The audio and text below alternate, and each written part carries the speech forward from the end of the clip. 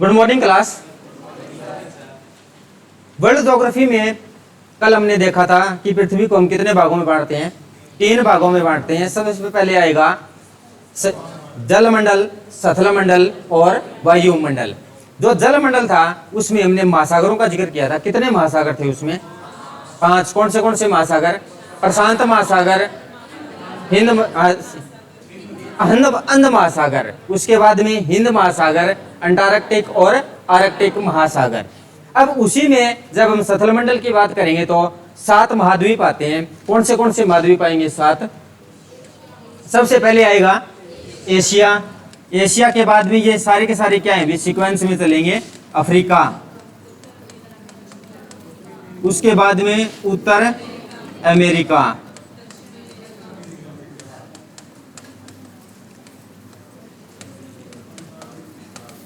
दक्षिण अमेरिका, उसके बाद में अंटार्कटिका,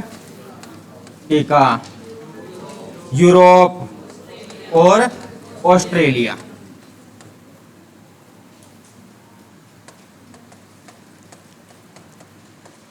ये क्या है? 7 महाद्वीप। इनकी क्या विशेषता है? सबसे पहले जो लिखे गए हैं,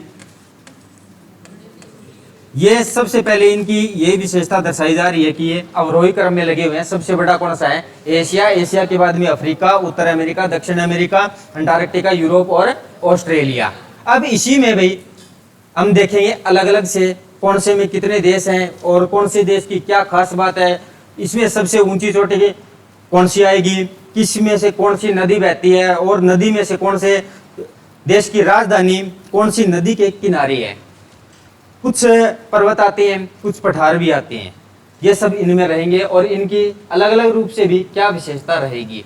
तो सबसे पहले हम देखेंगे एशिया महाद्वीप। एशिया महाद्वीप देखने से पहले आप लोगों को थोड़ा सा एक बार मैं दोबारा से बताना चाहता हूँ कि क्या यही है जो हमने कल अच्छे से देखे थे, 7 के 7 महाद्वीप। सबसे पहले ये आता है एशिया, जो आज आपको थोड़ा सा कलरफुल दिख रहा होगा। अच्छा है ये इतना बड़ा एशिया। कितने के देश हो सकते हैं इसमें? कितने के देश हो सकते हैं इसमें? फिर इसके बाद यह है यूरोप। ये अफ्रीका महाद्वीप। अफ्रीका महाद्वीप का ये मेडागास्कर द्वीप, जो कि हिंद महासागर का सबसे बड़ा द्वीप है। उत्तर अमेरिका, ये वाला भी उत्तर अमेरिका, दक्षिण अमेरिका, ऑस्ट्रेलिया और अंटार्कटिका। ये कैसा दिखता है? जब अंटार्कटिका की बारी आएगी तब इनको देख लेंगे भी। अगर इसी को थोड़ा सा और रोटेट किया जाए, ऊपर भी तो कर सकते हैं। गोल है, किसी जैसे बॉल हो तो उसको ऐसे रोटेट भी कर सकते हैं, ऐसे भी कर सकते हैं। जब इसको ऊपर की ओर करेंगे ना तो ये अंटार्कटिका भी बहुत अच्छे से दिख जाता है। भी कैसा दिखेगा वो देख लेंगे। तो ये एशिया महाद्वीप, ये आता है भी एशिया महाद्वीप। ये देश आपको थोड़े से दिख रहे होंगे, यहां से जूम ज्यादा है लेकिन आप लोगों को ठीक ठाक दिख रहे होंगे। एशिया में चाइना, इंडिया, रशिया, ये कौन सा है? Mongolia, Japan. जापान के साथ में भी क्या है? अभी थोड़े से व्यापारिक समझौते ज्यादा ही रहते हैं। इनकी लोकेशन कहाँ पे है? ये जापान। नेक्स्ट में यही फिलिप्स देश है। यहाँ पे ये छोटे छोटे जो टापू से हैं इन पे बसा हुआ है। ये श्रीलंका है, ये तो कोई बड़ी बात नहीं है। ये अरब के देश हैं, ये अरब के देश हैं। यहाँ पे ये ओमान दिख रहा है, ये हिंद महासागर है। ये तुर्की है भाई, तुर्की। ये ईरान है। ये कौन सा है? अफगानिस्तान। ये पाकिस्तान। यहाँ पर एक कजाकिस्तान, ये कजाकिस्तान भी। कजाकिस्तान की क्या विशेष बात रहती है कि ये सबसे बड़ा लैंडलॉक कंट्री है। लैंडलॉक का मतलब क्या होता है? भूमि बंधित, यानी कि इसकी किसी भी सीमा कोई भी समुद्र के साथ में नहीं लगती। वरना और जितने भी ज्यादा बड़े देश है ना, सभी की सभी सीमा समुद्र के साथ में लगती ही लगती है। यही कजाकिस्तान की विशेष बात रहेगी। ये छोटे मोटे सागर हैं, ये अरल सागर है, यहाँ पर आपको एक झील और भी मिलेगी, वान झील मिलेगी, एक बैकाल झील है यहाँ पे रशिया में, वो थोड़ा सा आगे आइए तभी वो मैप से अच्छे से देख लेंगे। ये छोटे मोटे देश भाई आपको अच्छे से पहले पता लग गया है। अब इनमें और क्या विशेष बातें आएंगी, ये है एशिया। अब जो इन्हीं में देख रही हैं, देखने से हमें क्या पता चलता है, सबसे पहले बात तो ये आएगी कि एशिया विश्व का सबसे बड़ा क्षेत्रफल के अनुसार भी बड़ा है और जनसंख्या के अनुसार भी बड़ा है, तो ये बात रहेगी। तो यही विशेषताओं के कारण इनको कुछ अन्य नाम दिए गए हैं और अन्य नाम भी हुए एग्जाम में बहुत बार पूछे गए हैं। तो सबसे बड़ा होने के कारण इसे क्या बोला जाता है भाई, कि इसके अन्य नाम क्या होंगे, सबसे ज्यादा जनसंख्या होने के कारण इसको क्या कहा गया है, सबसे ज्यादा जनसंख्या होने के कारण इसे बोला गया है मानव का घर, क्योंकि इसमें क्या है भाई सबसे ज्यादा जनसंख्या है। एक बात और भी बोली जाती है, इसे सभ्यताओं की पालना भी कहा जाता है, सभ्यताओं की पालना। सभ्यताओं की पालना का अर्थ क्या होगा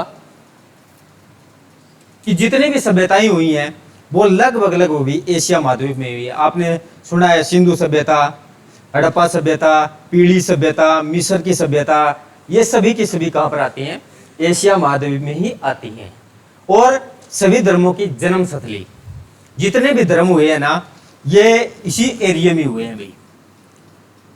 ये मिडिल यहाँ पर ये ईसाई धर्म के लिए है, ईसाई धर्म का जन्म भी कहाँ पर हुआ है, एशिया में हुआ है। उसके बाद में सिख धर्म, हिंदू धर्म, मुस्लिम धर्म, ये सारे के सारे क्या है भाई इसी एशिया महाद्वीप में इनका जन्म हुआ है। और इसी से पूछे जाते हैं भाई इनके सभी धर्मों के जन्म स्थली कौन सी है, एशिया महाद्वीप। ये बात रहेगी इनके बारे में।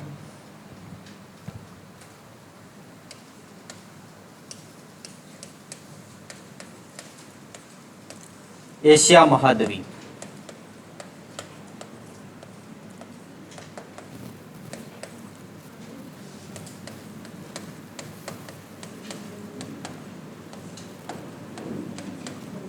क्षेत्रफल और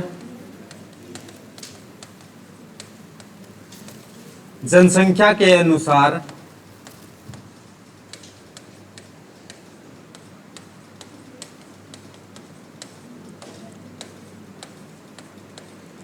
सबसे बड़ा महाद्वीप।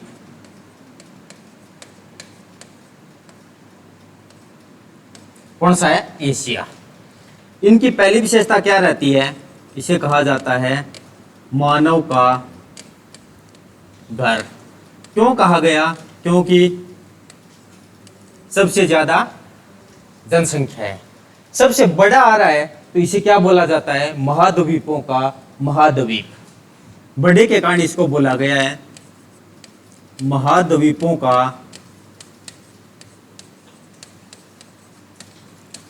महाद्वीप। थर्ड नंबर पे आती है सभ्यताओं का पालना।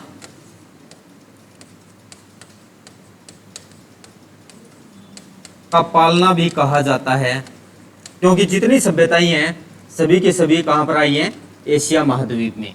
फोर्थ नंबर पे आता है सभी धर्मों की जन्म स्थली।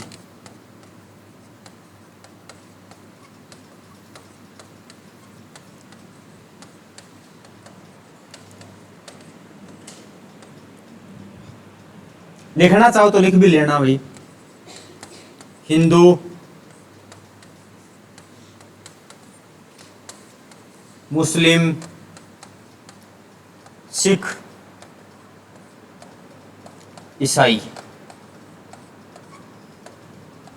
इतनी है। कोई दो चार और बचेंगे भी, बहुत बाद वो भी कहां पर आई है, यहीं पर आई है। जैन भी हैं, जैन में यही महात्मा बुद्ध, महावीर सारे के सारे कहां पर हुए हैं, एशिया में ही हुए हैं। उसके बाद ये कहीं और महाद्वीपों में अलग गई हैं, यानी कि सभी धर्मों की जन्म स्थली।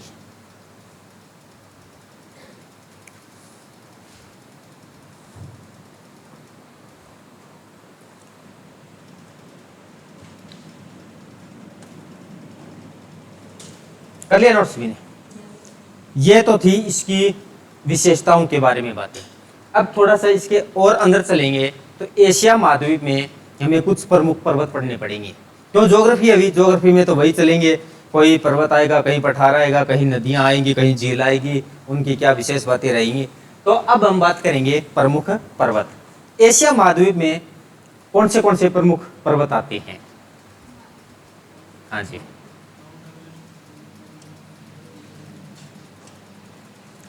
कौन से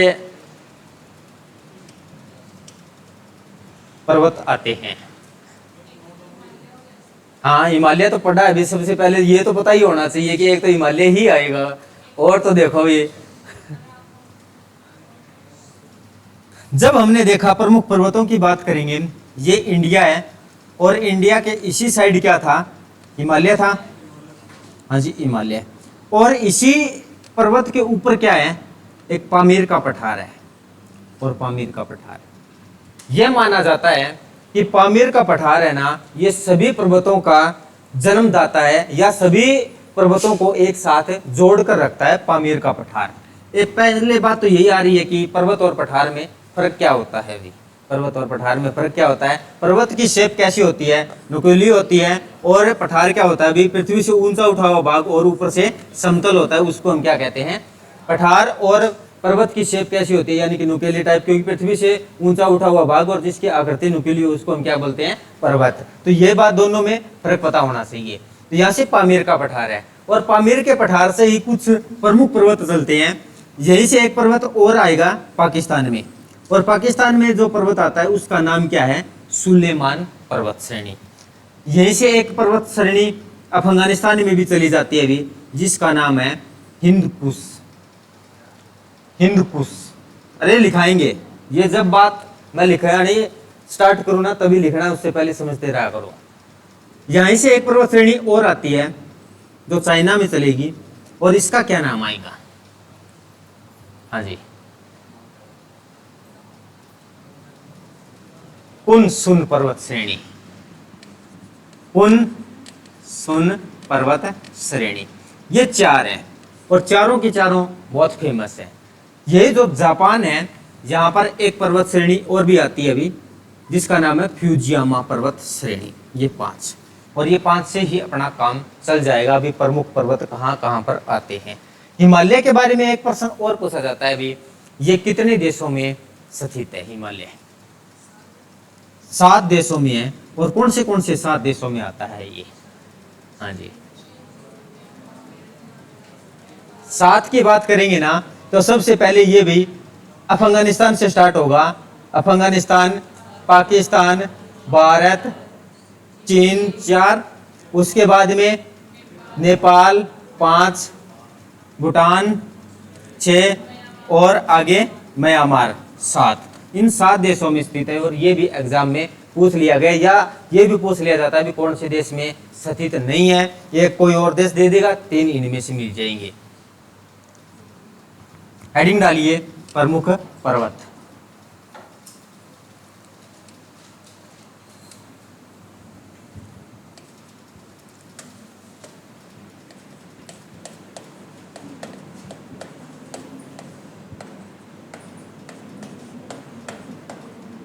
एशिया महाद्वीप के प्रमुख पर्वत, सबसे पहले तो यही आएगा हिमालय। 7 देशों में स्थित है। कौन से आएंगे? अफगानिस्तान, पाकिस्तान, भारत, चीन, नेपाल,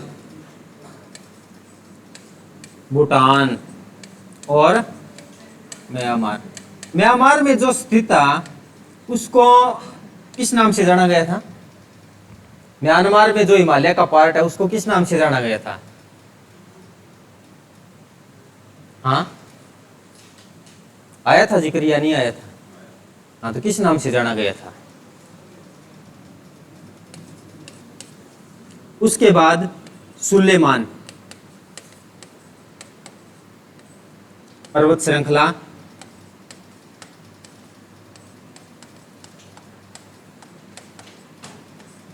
ये कहाँ पर है?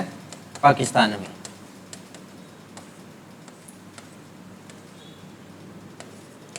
थर्ड नंबर पे आएगा हिंद कुश।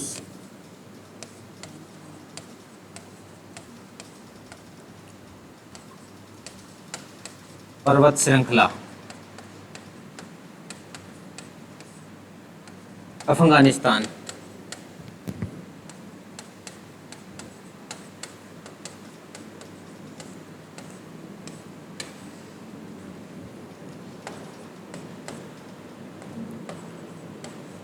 पुनसुन पर्वत श्रृंखला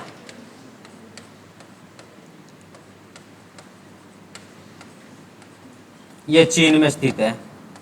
और एक और आता है फ्यूजियामा पर्वत, जापान में। फ्यूजियामा पर्वत, जापान। सभी के सभी कोई ना कोई एग्जाम में पूछे गए हैं अभी। फ्यूजियामा पर्वत, जापान।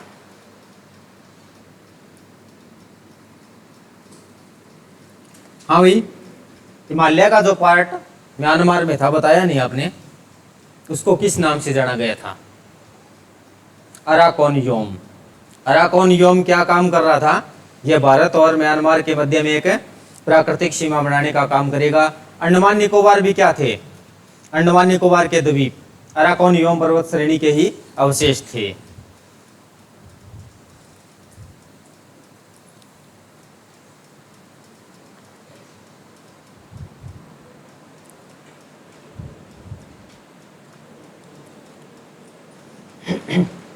कर लिया नोट सभी ने? आगे हम बात करेंगे पर्वत से रिलेटेड ही पठार, प्रमुख पठार।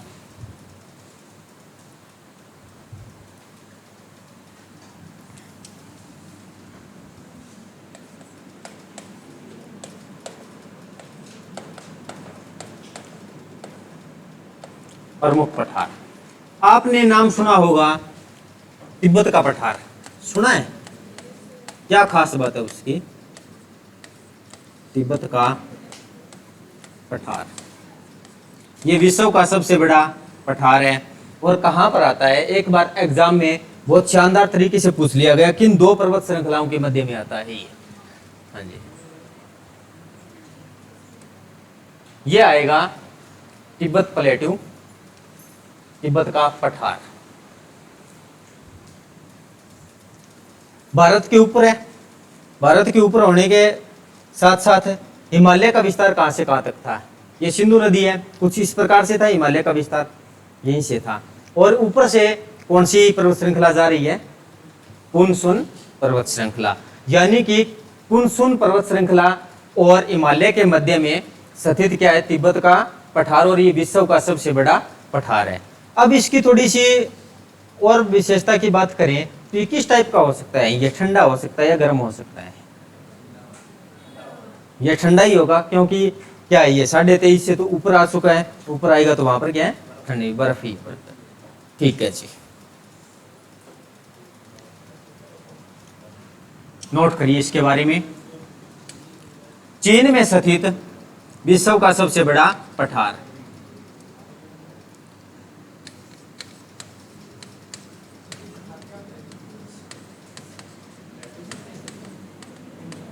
चीन में स्थित विश्व का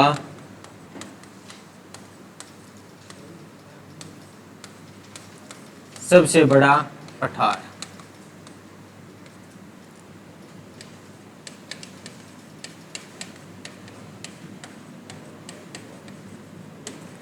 हिमालय और पुनसुन पर्वत श्रृंखलाओं के मध्य में स्थित है।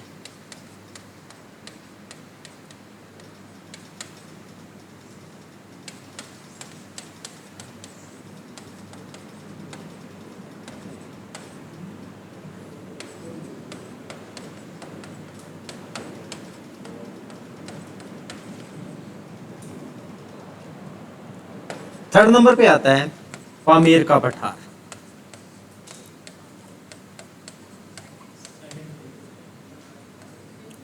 कोई नहीं, सेकंड पे कर लो भाई, पामीर का पठार। इस पामीर के पठार की क्या विशेषता रहेगी? इस पामीर के पठार की क्या विशेषता है? इसे विश्व की छत कहा जाता है। क्यों कहा जाता है इसे विश्व की छत? क्या खास बात रहती है इसमें? इसे विश्व का छत कहा जाएगा। और ये है कहाँ पे भाई? ये आपको थोड़ा सा, आपको अच्छे से दिख रहा हो, यहाँ पर जूम ज्यादा होने के कारण दिखाई नहीं दे रहा है। ये इसकी लोकेशन है कहाँ पर भाई? ये इंडिया है, ये इंडिया, यानी कि इसके ऊपर ये पामीर का पठार है। यही से क्या है भाई? हिमालय निकला है। ये जो पर्वत है सुलेमान है, हिंदुकुश है, यही से इनकी शुरुआत हुई है। और ये पामीर का पठार है ना, ये क्या है? विश्व का सबसे ऊंचा पठार है। और इसे में क्या है भाई? ऊंचा पठार तो है, साथ के साथ इसमें कुछ भी नहीं होता, एक प्रकार से मरुस्थल टाइप में है। यहाँ पर भी ये सदा बर्फ से ढका रहता है, और बर्फ से ढका रहने के कारण इसको क्या बोला जाता है? डेड आर्ट ऑफ एशिया के नाम से भी इसे जाना जाता है, और विश्व की छत कहा जाता है। यही इनकी विशेषता ही रहेगी। और ये भारत एशिया के मध्य एशिया में स्थित है, एशिया के मध्य एशिया में स्थित है। पामीर का पठार विश्व का सबसे ऊंचा पठार।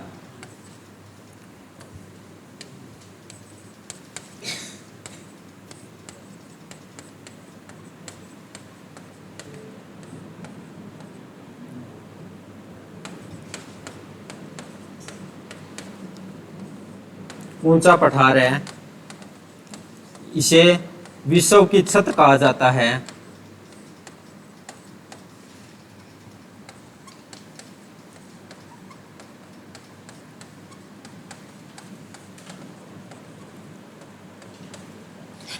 इसे डेड आर्ट ऑफ एशिया भी कहा जाता है।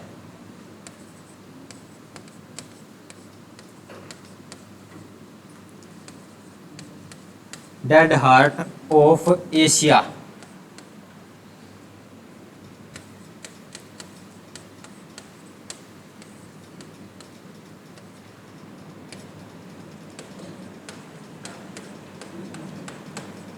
कहा जाता है क्योंकि यह हमेशा बर्फ से ढका रहता है।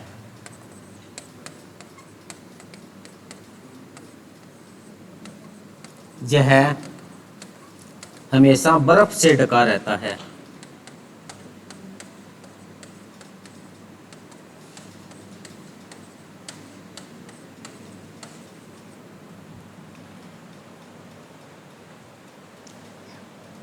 अब एक और पठार आएगा जिसका नाम आता है लोइस का पठार।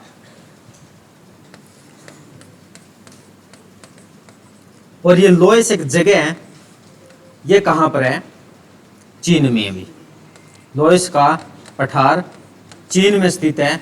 और इसे लोइस के पठार से एक नदी निकलती है जिसका नाम है हवानगो नदी, जिसे चीन की पीली नदी के नाम से भी जाना जाता है। चीन में स्थित है। ये मध्य एशिया में स्थित है। ये देश में तो है, लेकिन आपके ये एक देश में ना होकर भाई संयुक्त रूप से आता है। कोई एक प्रॉपर जगह पे नहीं है। ये देखोगे ना, ये थोड़ा बहुत इंडिया में भी आ रहा है, ये कजाकिस्तान, अफगानिस्तान, तिब्बत, अलग अलग जगहों पे आ जाता है ये। हाँ, प्रॉपर किसी का इस पे कब्जा नहीं है। कब्जा करके करे भी क्या गए इसके ऊपर?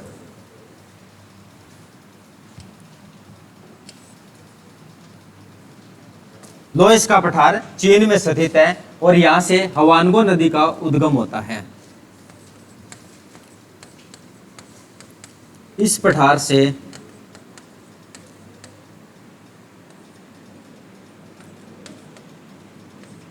हवानगो नदी का उद्गम होता है।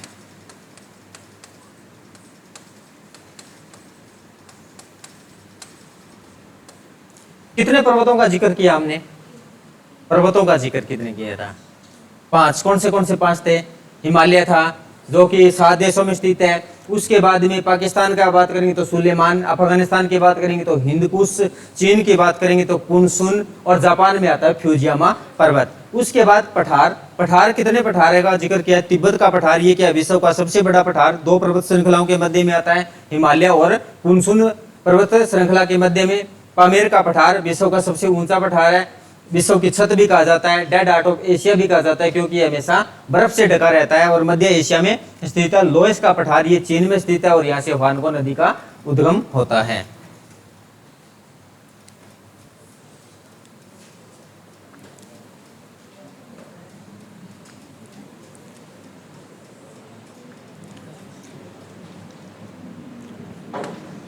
पर्वत पठार। अब इसी में आगे चलेंगे प्रमुख मरुस्थल। प्रमुख मरुस्थल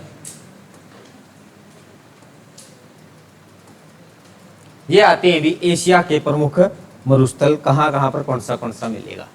आपने नाम सुना होगा गोबी का मरुस्थल, नाम सुना है गोबी का। ये कहां पर स्थित है, ये मंगोलिया और चीन में स्थित है। फिर आता है तकलामाकन। तकलामाकन, तकलामाकन ये कहां पे है, ये चीन में है अभी, चीन में। पहले लोकेशन देख लो आप, देखने में क्या अभी बहुत ज्यादा आसानी रहती है। गोबी का मरुस्थल, तकलामाकन, थार का मरुस्थल ये कहां पर स्थित है, ये भारत और पाकिस्तान में स्थित है, ये पाकिस्तान में भी स्थित है। यहां पर देश आ जाता है ईरान, और ईरान में है दस्त ए कादिर, दस्त ए लूट, और ईरान का पठार भी यहाँ पर है अभी। ईरान का पठार इनको लिखाने की क्या ज्यादा जरूरत है। अभी कोई भी देश हो अगर ये पूछेगा ईरान का पठार कौन से देश में स्थित है, तो इतना तो आप बता ही सकते हो भी ईरान में है। और उसके बाद ये सीरिया का मरुस्थल आता है अन नेफदू, ये अरब प्रायद्वीप है, यहाँ पर रब अल खाली मरुस्थल।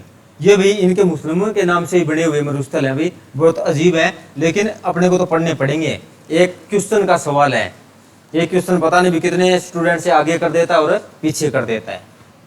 इतने मरुस्थल हैं, ये बिल्कुल आसान से है। गोबी का मरुस्थल, गोबी का मरुस्थल कहाँ पर, कौन से दो देशों के मध्य में स्थित है, ये मंगोलिया और चीन में है। मंगोलिया देश आपने देखा है कहाँ पे है अभी, या नहीं देखा, देखा है, गए हो कभी, गए नहीं तो बड़ी बड़ी बात है। अभी ये चाइना है और ये मंगोलिया है, यानी कि ये कुछ इस जगह पर स्थित है गोबी का मरुस्थल। मंगोलिया देश के लोकेशन पता लगा। उसके बाद में रशिया है और इसके नीचे चाइना है, चाइना के नीचे इंडिया आ जाता है, और यहीं पर इनके आसपास में म्यांमार आ जाएगा, यही थाईलैंड है, एक दो देश और अभी यहाँ पर दिख नहीं रहा है।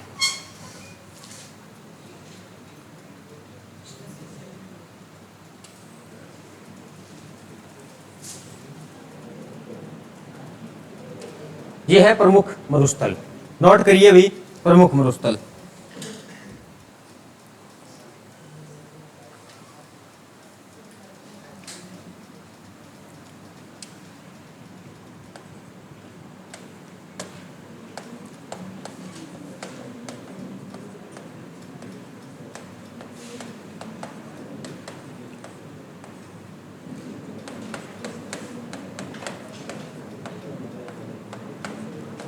गोबी का मरुस्थल ये कहां पर है, चीन और मंगोलिया के मध्य में स्थित है। सबसे पहली विशेषता यही रहेगी कि एशिया का सबसे बड़ा मरुस्थल, एशिया का सबसे बड़ा मरुस्थल।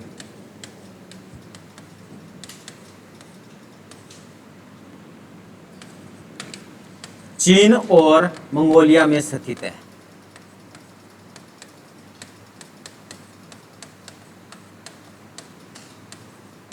मंगोलिया में स्थित, और ये भी कैसा मरुस्थल होगा भाई, गर्म होगा या ठंडा होगा, ठंडा होगा। ये क्या है, ठंडा या शीतोष्ण टाइप का मरुस्थल है गोबी का मरुस्थल। नेक्स्ट पे आया था चीन में लगता हुआ तकलामाकन, तकलामाकन, और तकलामाकन ये कहां पर है भाई, ये भी चीन में स्थित है, चीन। और इसमें क्या विशेष बात रहेगी इसमें, तकलामाकन मरुस्थल की, तकलामाकन मरुस्थल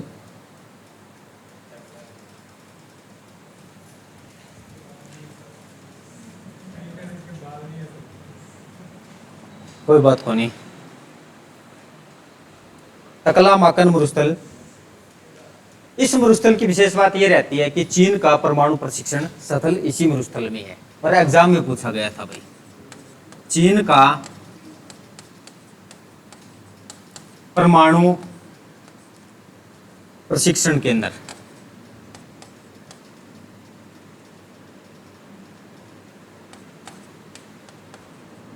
परीक्षण केंद्र टकलामाकन। थर्ड पे आ जाएगा थार मरुस्थल। लोकेशन कहां पर है इसकी? मरुस्थल भारत और पाकिस्तान दोनों देशों में स्थित है। भारत और पाकिस्तान। जब ये चीन वाली बात पूछी गई भी, चीन का परमाणु प्रशिक्षण केंद्र कहाँ पे है, तो ये तकलामाकन मरुस्थल में है। तो भी भारत वाला कहाँ पे जाता है भाई? भारत वाला पोखरण था, पोखरण में क्या है? थार का मरुस्थल है वहां पे। तो भारत का प्रशिक्षण केंद्र क्या है? कौन से भी आएगा? थार के मरुस्थल में भी। भारत का परमाणु परीक्षण केंद्र,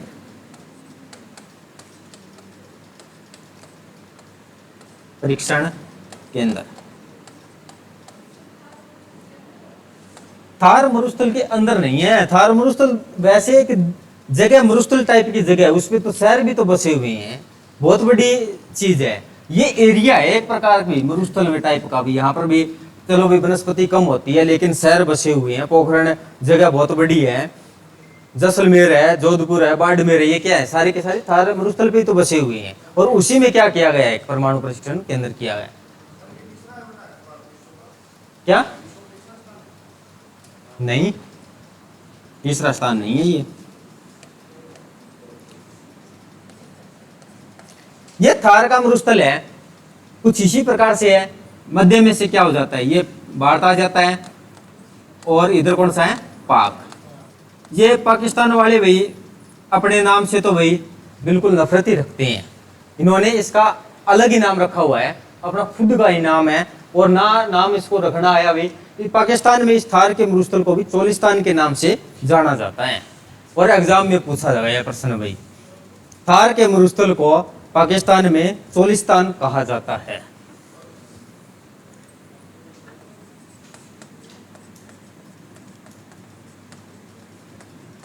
थार के मरुस्थल को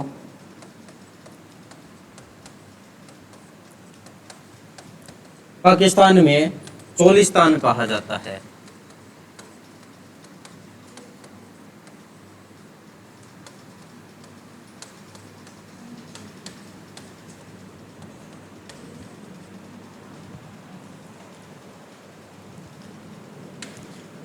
फिर ईरान के मरुस्थल थे। ईरान के मरुस्थल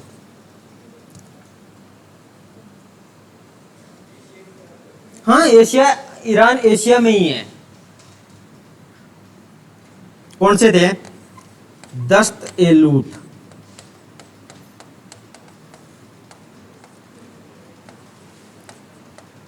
दस्त ए कादिर। ये कहां पर थे? दोनों के दोनों ईरान में। हाँ जी, ये इतने ठीक है, काम चल जाएगा अपने भी। 4 से 10 थे लूट, 10 थे कादिर। ईरान आपको ये लगा हुआ कि भाई ये एशिया से बाहर है, एशिया से बाहर नहीं है। लोकेशन पता नहीं है ईरान की। ये इंडिया है, और इंडिया के साथ में पाकिस्तान, अफगानिस्तान, और उसी के बाद में ईरान आ जाता है। ईरान के बाद में इराक आ जाता है। एशिया में ही है ये भी।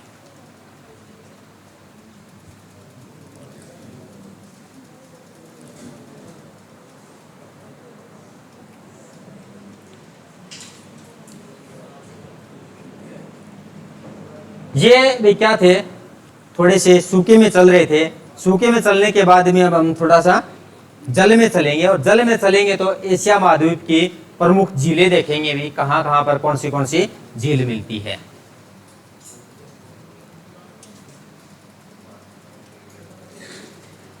अब क्या होगा? प्रमुख झील।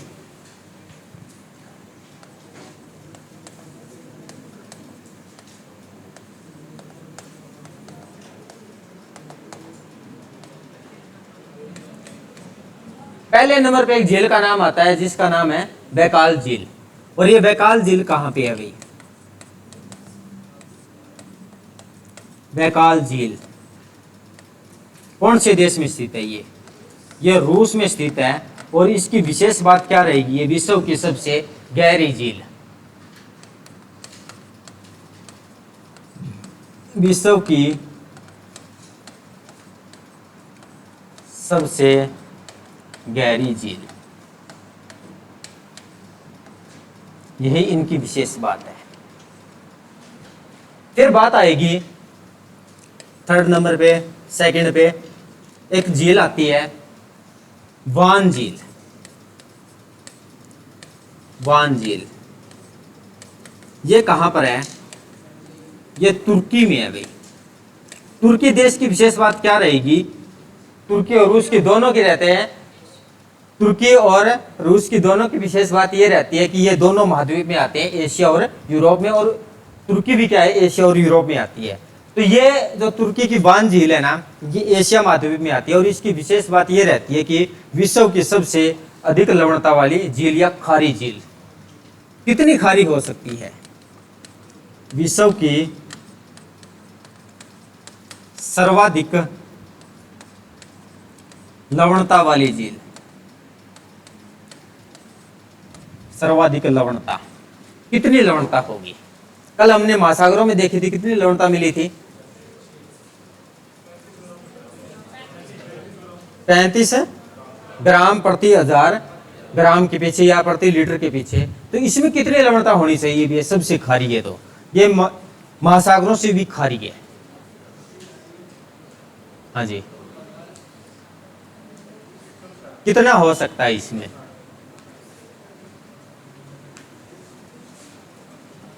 इसकी लवणता की बात की जाए तो 330 ग्राम और प्रति 1000 ग्राम के पीछे भाई।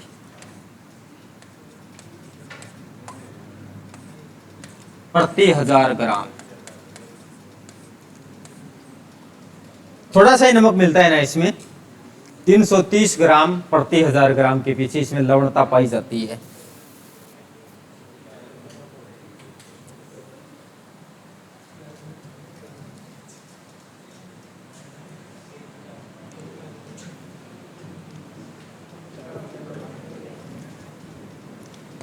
थर्ड नंबर पे आएगा मृत सागर।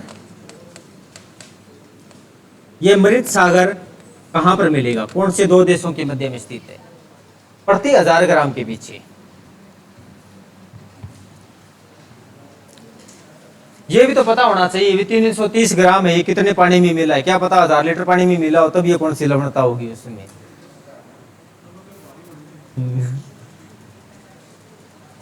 मृत सागर, मृत सागर आप यहां से देख पाओगे तो ये एशिया में ही है। और एशिया में कौन से दो देशों के मध्य में स्थित है? इजराइल और जॉर्डन के मध्य में। कोई कुछ एक इजराइल देश है और एक जॉर्डन है, इनके मध्य में स्थित है, जिसका नाम है मृत सागर। जॉर्डन और इजराइल के बीच में स्थित एक सागर है। इसकी क्या विशेषता रहेगी? और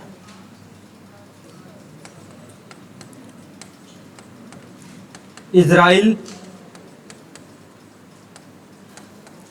और जॉर्डन की सीमा पर स्थित,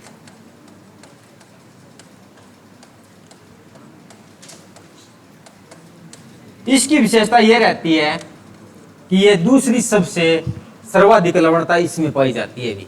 सेकंड सर्वाधिक लवणता। और कितनी पाई जाएगी इसमें? सेकंड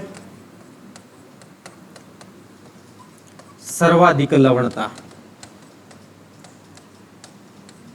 इसमें पाई जाती है 238 ग्राम प्रति 1000।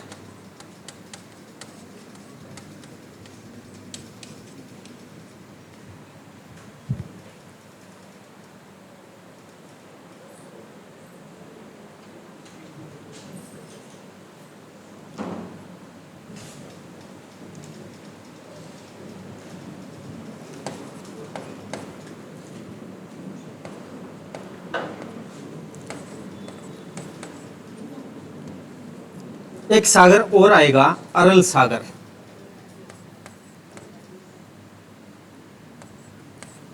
अरल सागर, इसकी लोकेशन कहां पे रहेगी? उज्बेकिस्तान और कजाकिस्तान के मध्य में स्थित है। उज्बेकिस्तान और कजाकिस्तान,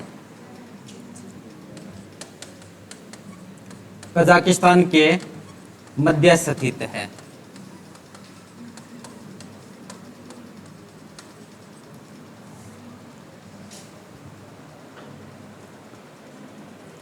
कितनी झीलों का जिक्र किया है? 4। चारों की चारों मोस्ट इंपॉर्टेंट है। जो बात आप लिख रही हो इसे पढ़ने से ही पता लग रहा होगा कि कितनी ज्यादा इंपॉर्टेंट, और एग्जाम में इससे ज्यादा बार ही पूछी गई है।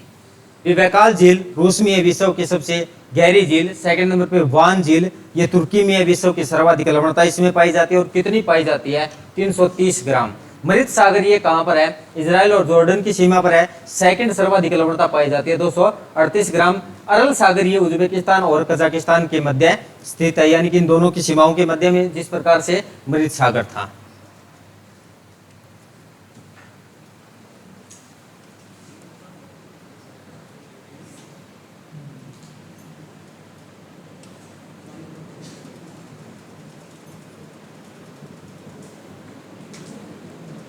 अब रहते हैं वे कुछ प्रमुख नदियां,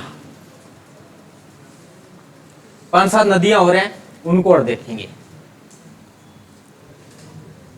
ज्यादा नहीं है। सबसे पहले एक नदी आती है यांगटी शिकांग रिवर, और ये कहां पर बहती है? यांगटी शिकांग रिवर, यह चीन में बहती है। और चीन में बहने के बाद इसमें क्या विशेषता रहेगी? सबसे पहली विशेषता तो यही पाएगी कि एशिया की सबसे बड़ी नदी है यांगटी शिकांग रिवर। और ये यांगटी शिकांग रिवर कौन सी है? आपको जब देख रही हो तो ये इस प्रकार से चलती है अभी यांगटी शिकांग रिवर, ये चलती जाएगी और ये चलती जाएगी। और इसके किनारे पे एक शहर आता है संगाई। और ये संगाई क्या है? चीन की, चीन की क्या है? कैपिटल है। तो कैपिटल क्या है? कौन सी है कैपिटल? बीजिंग। तो संगाई क्या है? संगाई शहर है? संगाई शहर नहीं है, यह संगाई चीन की आर्थिक राजधानी है। और इसे चीन का मैनचेस्टर भी बोला जाता है। इसे एग्जाम में दोनों प्रश्न पूछे गए हैं, चीन की आर्थिक राजधानी और चीन का मैनचेस्टर किसे, भारत का मैनचेस्टर किसे कहा जाता है? अहमदाबाद को। तो उसी प्रकार से चीन का मैनचेस्टर किसे कहा जाता है? संगाई। और ये कौन सी नदी के किनारे पे आता है? यह प्रश्न भी पूछा गया, यांगटी शिकांग। और ये यांगटी शिकांग कहां पर बहती है? चीन में बहती है। और एशिया की सबसे बड़ी नदी कौन सी है? यांगटी शिकांग। और ये आगे चलकर कहां पर गिरेगी? ये कौन सी साइड आ रही है? ये पूर्व दिशा की ओर आ रही है, यानी कि चलेगी और यहाँ पर सागर मिलेगा अपने को, पीला सागर। पीले सागर में ये गिर जाती है। तो क्या रहेगा? सबसे पहली बात वही प्रमुख नदियां, और नदी का नाम है यांगटी शिकांग रिवर। और ये एशिया की सबसे बड़ी नदी और चीन में बहती है भाई।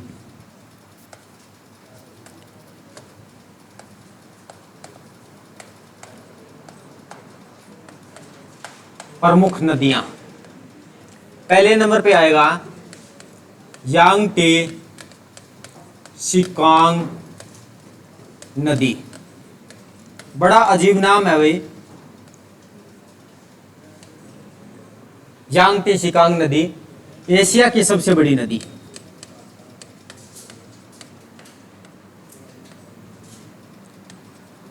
एशिया की सबसे बड़ी नदी।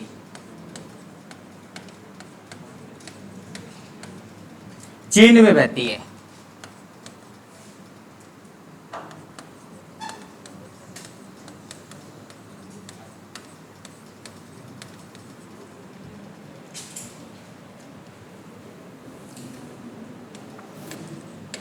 इसके किनारे संगाई शहर आता है।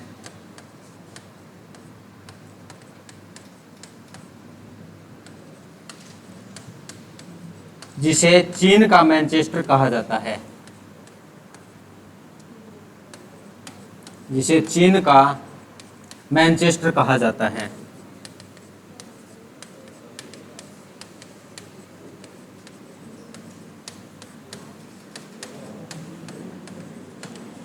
जिसे चीन का मैनचेस्टर कहा जाता है, यांगटी शिकांग रिवर।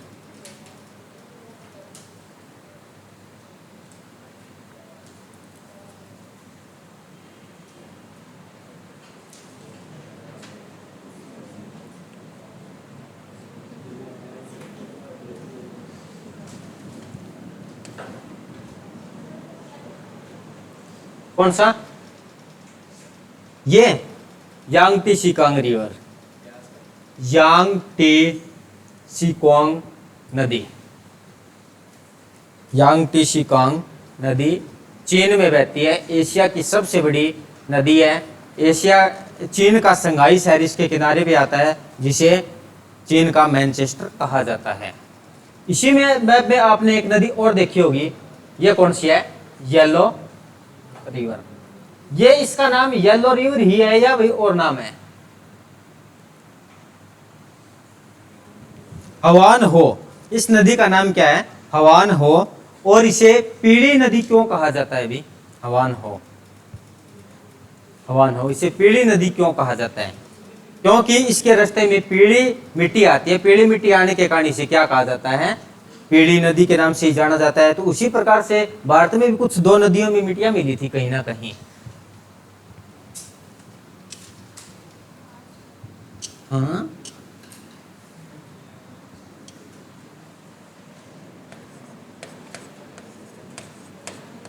हवान हो नदी उद्गम कहां से होगा इसका? लोइस के पठार से होता है। और इसके रास्ते में पीली मिट्टी आने के कारण इसे पीली नदी कहा जाता है। हवान हो, एक बिंदी भी आएगी इसके ऊपर। हवान हो नदी उद्गम लोइस का पठार।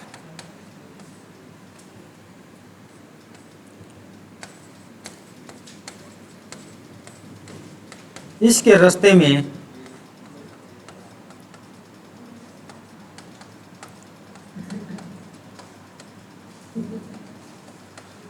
पीली मिट्टी आने के कारण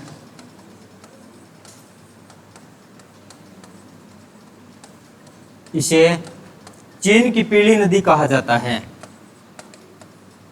चीन की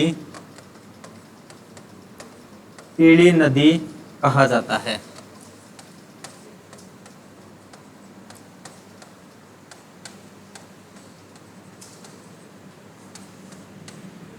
हाँ भाई, भारत में भी थी दो नदियों में कोई ना कोई अलग अलग कलर की मिट्टी मिली थी। कौन सी थी और कौन सी नदी में थी वो? हाँ जी, सोन में थी। हाँ जी, सोन में। ठीक है, किसने बोला है? हाँ हाँ, सोने में कहीं कौन से कलर की थी? ये पीले कलर की थी। एक और नदी बसती है अभी, उसमें कौन सी कलर की मिट्टी थी और कौन सी नदी थी वो? उसमें लाल मिट्टी पाई गई थी। और कौन सी नदी थी वो? लोहित नदी। लोहित नदी में क्या पाई गई थी? लाल मिट्टी, जिस कारण से उसको किस नाम से जाना गया था? खूनी नदी के नाम से जाना गया था। हवान हो नदी। इन दोनों नदियों की क्या विशेषता रहती है अभी? ये पूर्व की ओर बहती हैं और ये पूर्वी सागर में गिरती हैं। अब जो दो नदियां और बचेंगी, कुछ विशेष बात उनमें, ऊपर से रशिया आ रहा है, जो आगे चलकर भी क्या करेंगी? रूस की ओर बहती हैं। ये आपको रूस दिखाई दे रहा है। चलो ठीक है, अभी प्रॉपर मैप में यहां से देखोगे ना, ये इंडिया है, ये चीन है, ये मंगोलिया है, और ये क्या है भाई? रशिया है। कितना बड़ा। और इनकी लोकेशन इसी रूस में क्या है? उत्तर की ओर है। यानी कि उत्तर की ओर बहने वाली कुछ 4-5 नदियां मिलेंगी। और ये एक आएगी ओब नदी। ओब नदी की क्या विशेष बात रहती है अभी? ओब नदी की क्या विशेष बात रहेगी? हमने जब नर्मदा और ताप्ती नदी पढ़ी थी, कुछ जिक्र पढ़ा था उनके बारे में।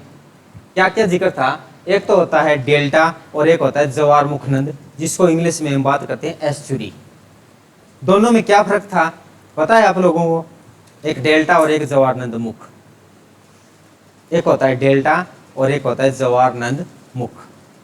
क्या फर्क है इन दोनों में? और ये ओब नदी है ना, ओब नदी की विशेष बात यही रहती है कि ये विश्व की सबसे लंबी एस्चुरी का निर्माण करती है। ये पूर्व की ओर बहती है और ये उत्तर की ओर बहने वाली नदियां हैं। ओब नदी,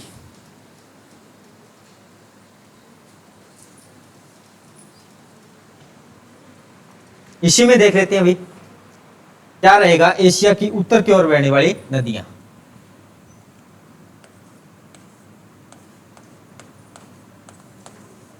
उत्तर की ओर बहने वाली नदियां, सबसे पहले कौन सी नदी आएगी? ओब नदी। और ये क्या करती है? विश्व की सबसे लंबी एस्चुरी का निर्माण करती है। ये कौन से देश में बह रही है? ये रूस में ही बह रही है। विश्व की सबसे लंबी एस्चुरी का निर्माण करती है। एस्चुरी का निर्माण, और एग्जाम में प्रश्न पूछा गया है अभी। ओब नदी के, कौन सी नदी के द्वारा सबसे लंबी एस्चुरी का निर्माण किया जाता है? तो ओब नदी। इसी के साथ में एक नदी और आएगी जिसका नाम आता है येनिशी नदी।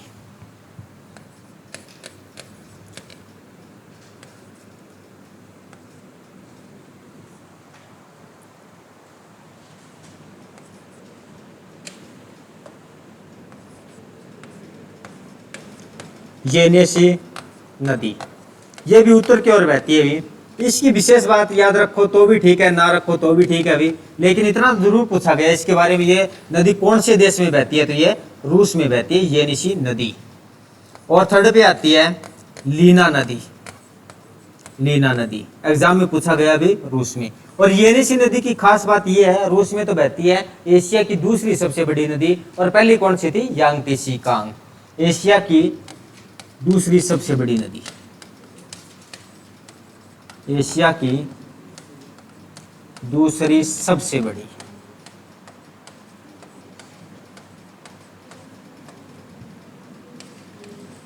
ओब, येनिशी और लीना। ओब, येनिशी और लीना नदी रूस में बहती है, उत्तर दिशा में बहती है। इनकी विशेषताओं की बात करें तो ओब नदी विश्व की सबसे लंबी एस्चुरी, येनिशी नदी एशिया की दूसरी सबसे बड़ी नदी, और लीना नॉर्मल है, एग्जाम में पूछी गई प्रश्न भी, ये रूस में बहती है।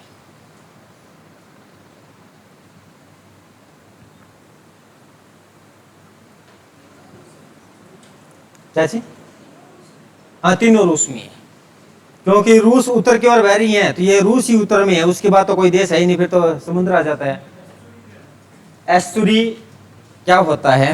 अगर हिंदी में बात करें तो इसका नाम आता है जवारनदमुख, इंग्लिश का एस्चुरी है, डेल्टा है।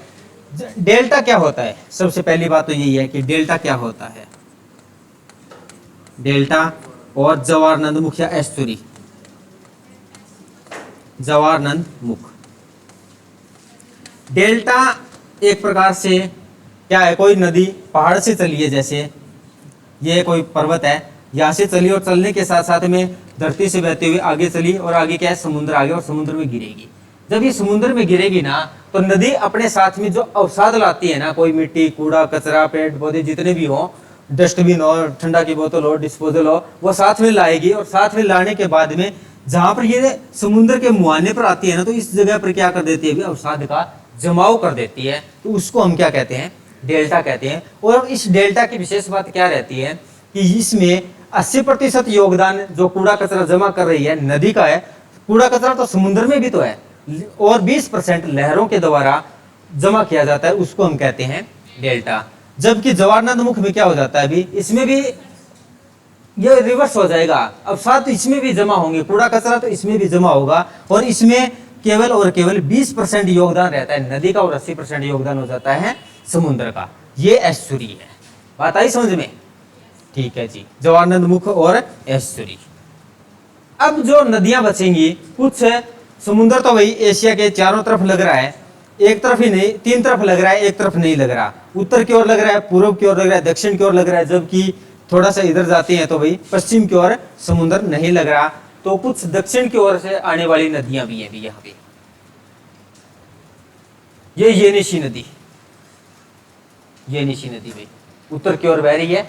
ये कहीं ना कहीं ये कौन सा महासागर आ जाता है यहाँ पे, आर्कटिक महासागर में ये गिरती है। आर्कटिक ही आएगा इधर, कल पढ़ा है, आर्कटिक महासागर में ही गिरती है। ये येनिशी नदी है, रूस में ही है, उत्तर की ओर बह रही है, आगे चल रही है।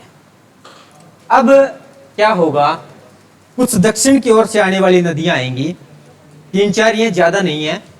चाइना है, ये इंडिया, ये इंडिया है, ये बांग्लादेश है, ये पूर्वोत्तर भारत है, म्यांमार है, चाइना है, और यहाँ से थाईलैंड है, कंबोडिया है, वियतनाम है। क्या रहेगा, अब दक्षिण की ओर बहने वाली नदियां, और दक्षिण की ओर बहने वाली नदियों में एक नदी आती है मेकांग रिवर। ये चीन से चलेगी और 4-5 देशों से होते हुए नीचे दक्षिण में आ जाएगी। और कौन से सागर में आएगी, ये कौन से महासागर में आएगी, अभी ये कौन से महासागर में आएगी भी, ये हिंद महासागर में आएगी। अब हिंद महासागर में आएगी, यानी कि दक्षिण की ओर बहने वाली नदियां, पहले नदी आती है मेकांग रिवर। और मेकांग रिवर की एक विशेष बात और भी रहती है भी, क्या बात रहेगी कि इसे एशिया का डेन्यूब कहा जाता है। हेडिंग डाल लीजिए भी, दक्षिण की ओर बहने वाली नदियां। अब मैप से ही दिखा देंगे आपको सब कुछ। दक्षिण की ओर बहने वाली नदियां,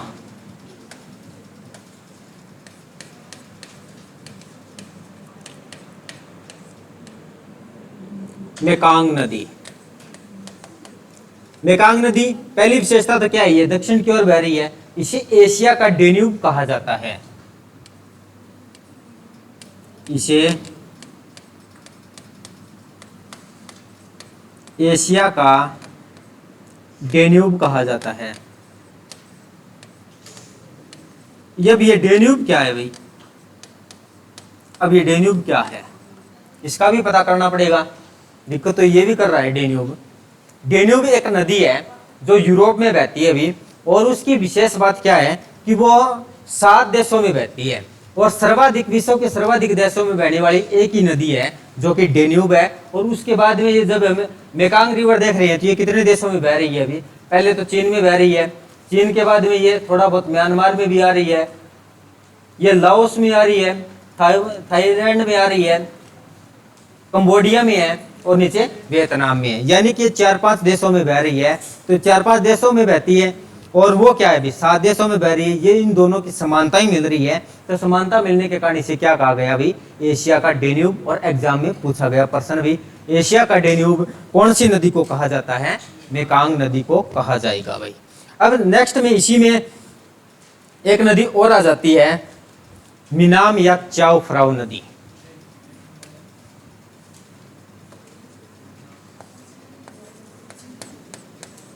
मिनाम या चाओ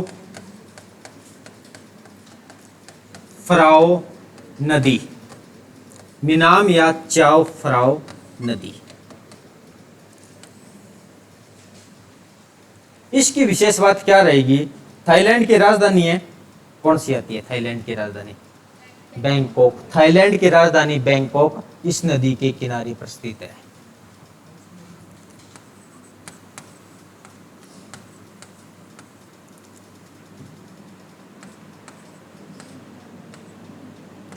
थाईलैंड की राजधानी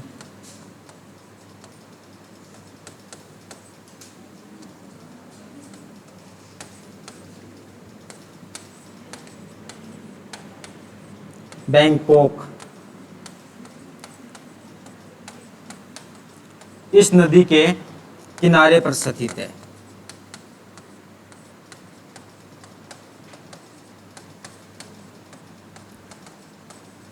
इस नदी के किनारे पर स्थित है मिनाम या चाओ फ्राओ नदी।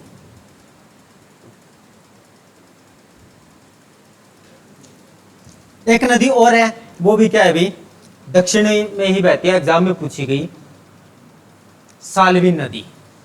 साल्विन नदी जो कि म्यांमार में बहती है और डायरेक्शन इसकी इसी प्रकार से है अभी। साल्विन नदी म्यांमार में स्थित है।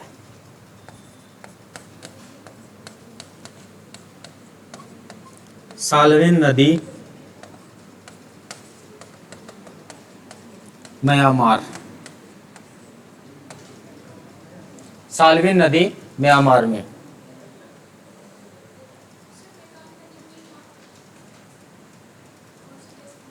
मेकांग ये रही है, ये चीन से चल रही है, चीन से चलने के बाद में लाओस में आ जाती है, थाईलैंड में आ जाती है, बहुत सारे देशों में आती है ये। इसके उद्गम और विसर्जन से हमें कोई ज्यादा लेना देना नहीं है, 4-5 देशों में है वो। तो चार डेन्यूब की क्या विशेष बात है, ये बात तो बताई थी कि वो 7 देशों में बह रही है और ये 4-5 देशों में बह रही है। इन दोनों की क्या है, समानताएं मिल रही है।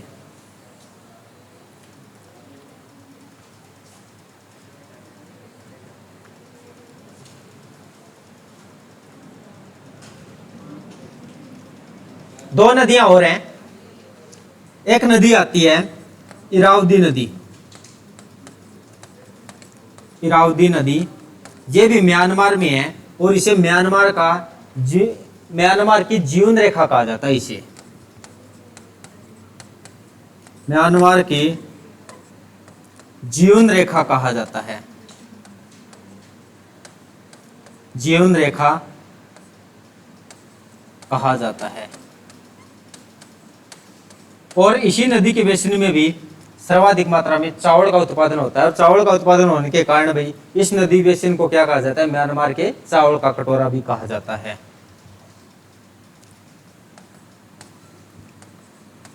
म्यांमार के चावल का कटोरा कौन सी नदी को कहा जाता है, इरावदी नदी को। और मोस्ट इंपॉर्टेंट है, ये प्रश्न भी कम से कम 4-5 बार पूछा गया है। इरावदी नदी म्यांमार का चावल का कटोरा।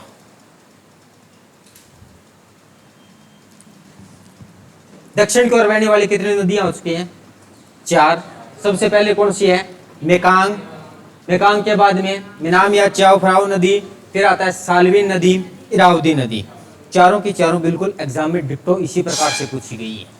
अब एक नदी और आती है, ये कहां पर आएगी, दक्षिण की ओर बह रही है अभी। एशिया बहुत बड़ा है, इसलिए इसे क्या कहा गया है अभी, महाद्वीपों का महाद्वीप, मानव का घर। तो यहां से जब थोड़ा सा इधर ईरान इराक की ओर चलेंगे तो 1-2 नदियां और आ जाती है, जिस नदी का नाम आता है दजला फरात नदी।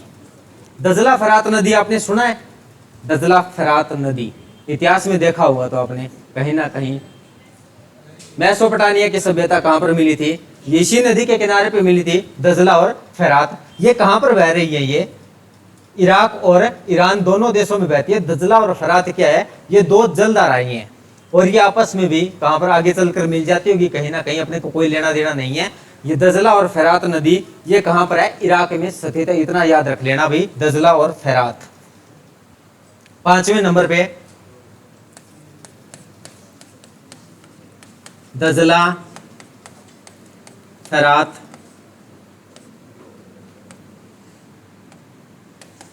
नदी।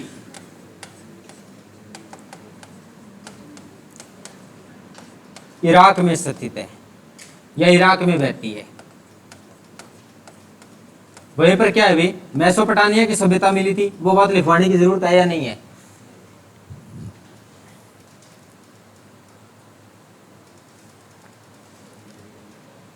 चलो कोई ना भाई, चला देंगे काम। दजला फरात नदी इराक में बहती है। एशिया से संबंधित चलो एक बात और बताना आप लोग, एशिया की सबसे बड़ी घाटी कौन सी है, एशिया की सबसे बड़ी घाटी।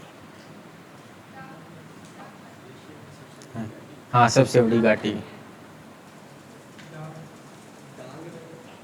डांग वैली। कहाँ पे है डांग वैली, सुना हुआ है।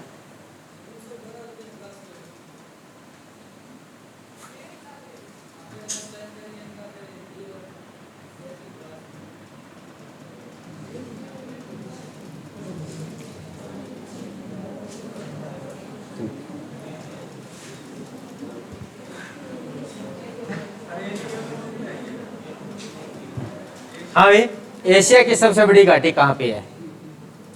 एशिया की सबसे बड़ी घाटी डांग घाटी। हाँ, ये कहाँ पर स्थित है डांग घाटी?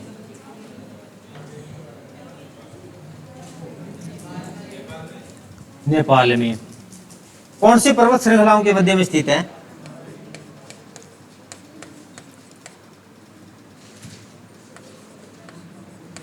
एशिया की सबसे बड़ी घाटी, हाँ जी, डांग घाटी। और ये डांग घाटी है कहां पर भाई? नेपाल में है। कौन सी दो पर्वत श्रृंखलाओं के मध्य में स्थित है, ये बताइए आप लोग। हाँ,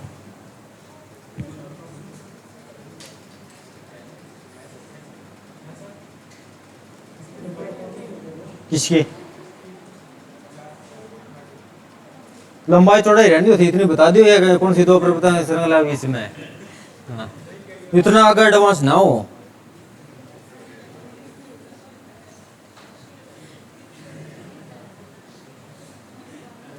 कहूँ इतना बताओ और फिर पूछ सर तुम्हें तारी बात नहीं गौर तो करूँ और भी पढ़नी आओगे। हाँ। कौन सी दो पर्वत श्रृंखलाओं के मध्य में स्थित थी ये? मध्य हिमालय पढ़ा था। मध्य हिमालय की पहाड़ियां कौन सी थी? मध्य हिमालय की पहाड़ियां कौन सी थी? हाँ।